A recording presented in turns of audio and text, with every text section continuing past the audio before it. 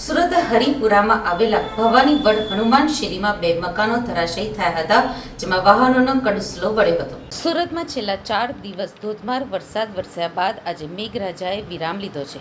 તેમ છતાં ભારે વરસાદના કારણે જમીન પોચી પડતા જર્જરિત મકાનો તાશના પત્તાની જેમ ધરાશાયી થઈ રહ્યા છે.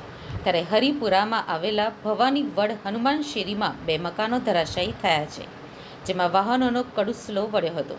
જ્યારે એક વ્યક્તિને ઈજા પહોંચતા સારવાર અર્થે હોસ્પિટલ ખસેડવામાં આવ્યો હતો.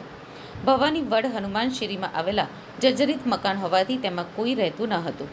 ગ્રાઉન્ડ પ્લસ 5 માળના મકાનમાં ચોથા માળે એક વ્યક્તિ રહેતો હતો, જેને મકાન ધરાશાયી થતાં ઈજા પહોંચી હતી. જ્યારે ગ્રાઉન્ડ પ્લસ 1 માળના મકાનમાં ઘરનો સામાન હતો, જે નાશ પામ્યો હતો.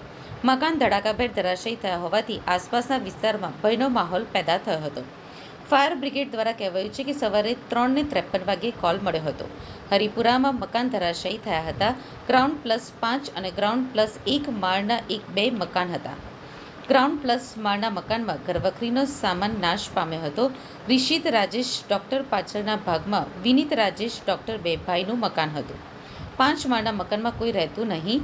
ચોથા માળે શંકર પ્રજાપતિ રહેતા તેને માથાના ભાગે તથા હાથ પગે ઉચરડા થયા હતા. 5 ભાગીદારો હતા: અરવિંદ શાહ, ગણેશ પ્રજાપતિ, ભરત શાહ, ભીખા શાહ અને સુમેરાન અનાજવાલા. એક 4 વ્હીલર અને બાઇકને નુકસાન થયું હતું. 2 એક્ટિવા મોપેડનો કૂચડો વળી ગયો હતો.